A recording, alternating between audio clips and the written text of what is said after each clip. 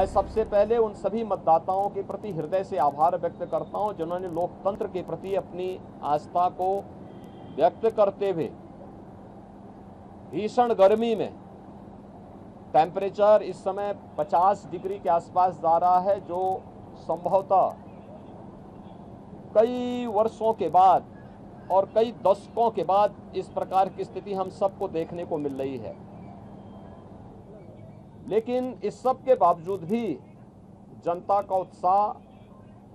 कम नहीं है, बल्कि वह और भी मजबूती के साथ देश के अंदर नई सरकार गठन करने के लिए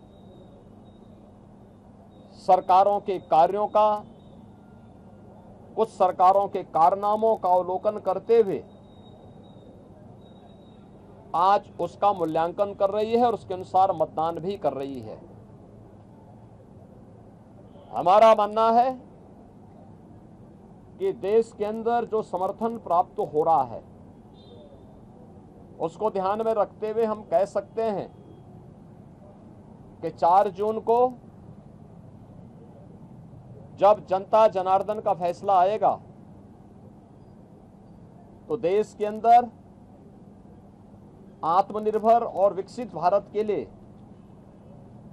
विरासत भी और विकास भी, गरीबों के प्रति संवेदना भी, युवा पीढ़ी के उज्जवल भविष्य, जिन लोगों ने और जिन पार्टियों ने, जिन सरकारों ने काम किया है उसको पूरा आशीर्वाद प्राप्त हो रहा है और जनता को सुखद अनुभूति होगी, देश को सुखद अनुभूति होगी कि मोदी जी एक बार फिर से प्रचंड बहुमत के साथ सरकार बनाएंगे। उत्तर प्रदेश इसमें अपनी भूमिका का निर्वहन करेगा। मोदी जी की यह आराधना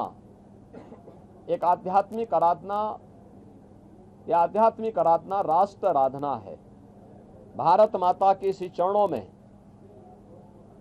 वह एक आराधना है जो राष्ट्र को समर्पित है, भारत के 140 करोड़ जनता की, जनार्दन की सेवा के लिए, उनके उज्जवल भविष्य के लिए समर्पित है। और ये भारत की परंपरा है। जो लोग भोग में लिप्त हैं,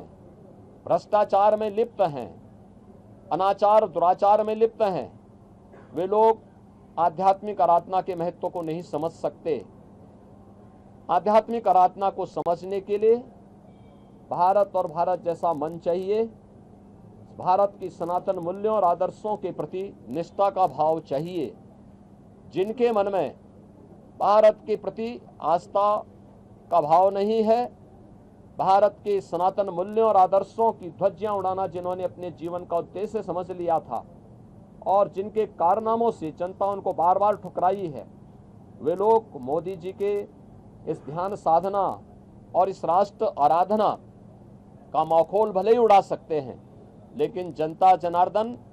अपने नेता के समर्थन में और उनके पूरे कार्यक्रमों के साथ, पूरे समर्पित भाव के साथ जुड़ी हुई है और जनता जनार्दन का पूरा आशीर्वाद, पूरा स्नेह मोदी जी के साथ में है